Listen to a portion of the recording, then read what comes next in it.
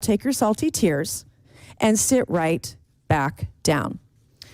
USAID has long strayed from its mission to effectively and efficiently administer aid to advance American interests. USAID has become rotten to its core, sacrificing the prudent use of taxpayer dollars at the altar of advancing radical, sinister social and political agendas abroad. From discriminatory DEI initiatives to extreme gender ideology to marginalize real bona fide biological women.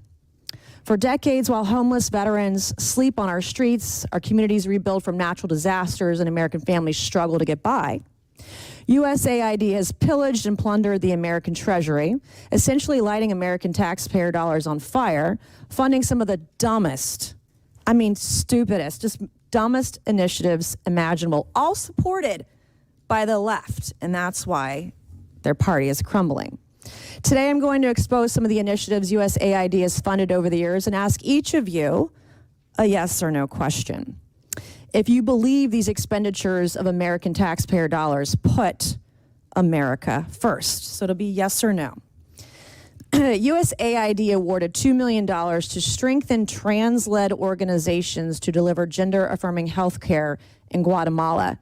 So to each of you this morning, does this advance the interests of American citizens paying for trannies in Guatemala to the tune of $2 million? Yes or no? Governor? No. I have no position. Of course you don't.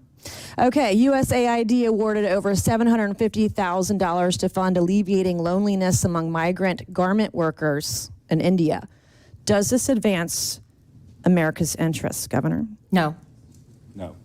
I have no position. USAID awarded $1.5 million for providing a gender-sensitive response to migration at the Venezuelan border. Does this advance America's interests, Governor? No. No. I have no position. Does this advance the interests? Okay, so USAID awarded $4.3 million on October 1st, 2023 to a group to fund comprehensive health services for men having sex with other men in South Africa. Does this advance the interests of American citizens, Governor? No. No. I have no position. I bet you don't. Okay. USAID awarded $1.5 million to advance diversity, equity, and inclusion in Serbia's workplaces and business communities by promoting economic empowerment and opportunity for LGBTQI plus people in Serbia. Does this advance America's interests? No. No. Nope. You have no idea, right? Okay. USAID awarded over $70,000 to a group to deliver a live musical event to promote the U.S. and Irish shared values of diversity, equity, inclusion, and accessibility. Does this advance the interests of America? No. No. No position.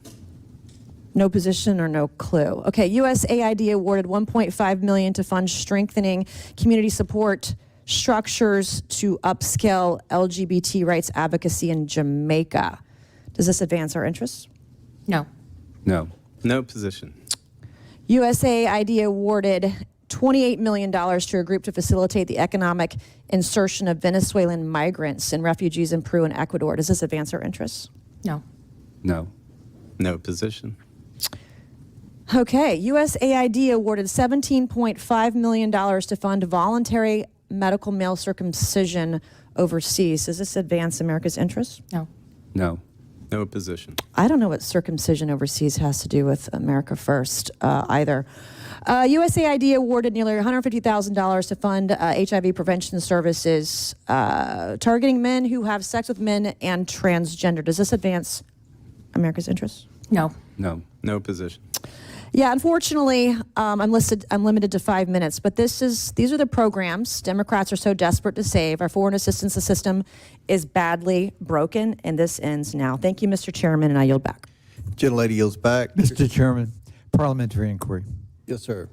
The gentlelady has used a phrase that is considered a slur in the LGBTQ community and the transgender community. And let me please finish without interruption. And Tranny. I don't really care. You want penises in women's bathrooms, and I'm not going to have it. Okay. No, thank you. It's disgusting. let the gentleman state his parliamentary inquiry. To me, a slur is a slur, and here in the committee, a level of decorum requires us to try consciously to avoid slurs. You just heard the gentlelady actually actively, robustly repeat it, and I would just ask the chairman that she be counseled that we ought not to be engaged. We can have debate and policy discussion without offending human beings who are our fellow citizens. And so I would ask, as a parliamentary inquiry, whether the use of that phrase is not, in fact, a violation of the decorum rules. Mr. Chairman, I'm not going to be counseled by a man over men and women's spaces or men who have mental health issues dressing as